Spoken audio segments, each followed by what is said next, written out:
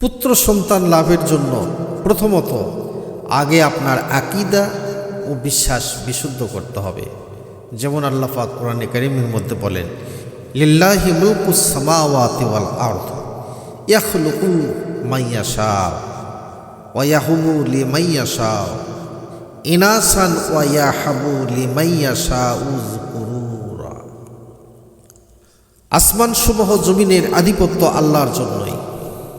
তিনি যা ইচ্ছা সৃষ্টি করেন, তিনি যাকে ইচ্ছা কন্যা সন্তান দান করেন এবং যাকে ইচ্ছা পুত্র সন্তান দান করেন, অথবা তাদেরকে পুত্র ও কন্যা উভয় দান করেন এবং যাকে ইচ্ছা বন্ধা করেন। নিশ্চয়ই তিনি সর্বজ্ঞ ক্ষমতাশীল। এই আয়াতে বিশ্বাস রেখে আল্লাহর কাছে চাইতে হবে, তাহলেই তিনি আপনাকে পুত্র সন্তান দান করবেন। যেমন পুত্র সন্তানের আকাঙ্ক্ষায় হজরত জাকারিয়া আলাইহিস সালাম হজরত ইব্রাহিম আলাইহিস সালাম দোয়া করেছিলেন। হজরত জাকারিয়া আলাইহিস সালাম দোয়া করেছিলেন, তিনি বার্ধক্যে উপনীত হয়ে আল্লাহর কাছে একজন নেক পুত্র সন্তানের জন্য দোয়া করেছিলেন, রব্বি হাবলি মিন লাদুনকা ওয়ালিয়ান ওয়া ইয়ারিসু মিন আলি ইয়াকুব ওয়াজআলহু রব্বি রাদিয়া। হে আমার রব, আমাকে আপনার পক্ষ থেকে একজন উত্তরাধিকারী দান করুন, যে আমার উত্তরাধিকারিত্ব করবে এবং ইয়াকুবের বংশের উত্তরাধিকারী করবে। আর হে আমার রব, তাকে আপনি সন্তোষ ভাজন করুন। আরেকটি দোয়া, রব্বি লা তাযারনি ফারদাও ওয়া আনতা খায়রুল ওয়ারিসিন।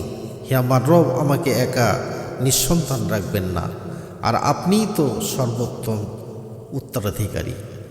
হজরত ইব্রাহিম আলাইহিস সালাম আল্লাহ পাকের কাছে দোয়া করেছিলেন, রব্বি হাবলি মিনাস সালিহিন ফাবাশশারনাহু বিগুলামিন হালিম। হে আমার রব, আমাকে একজন সৎকর্মশীল সন্তান দান করুন, অতঃপর আমি তাকে একজন ধৈর্যশীল পুত্রের সুসংবাদ দিলাম। হাদিস থেকে প্রমাণিত আমল ও দোয়া। সহবাসের পূর্বে দোয়া। এই দোয়াটি শুধু পুত্র সন্তান নয়, বরং যে কোনো নেককার সন্তান লাভের জন্য এবং শয়তানের অনিষ্ট থেকে সন্তানকে রক্ষা করার জন্য অত্যন্ত গুরুত্বপূর্ণ একটি আমল এবং দোয়া।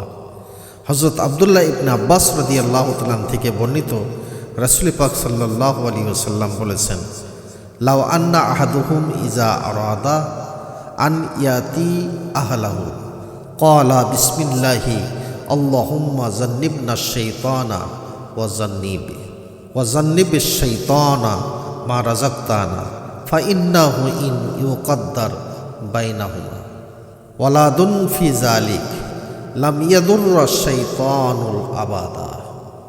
আল্লাহর নামে শুরু করছি, হে আল্লাহ, আপনি আমাকে থেকে শয়তানকে দূরে রাখুন এবং আমাদেরকে আপনি যে সন্তান দান করবেন তার থেকে সন্তানকে দূরে রাখুন, শয়তানকে দূরে রাখুন।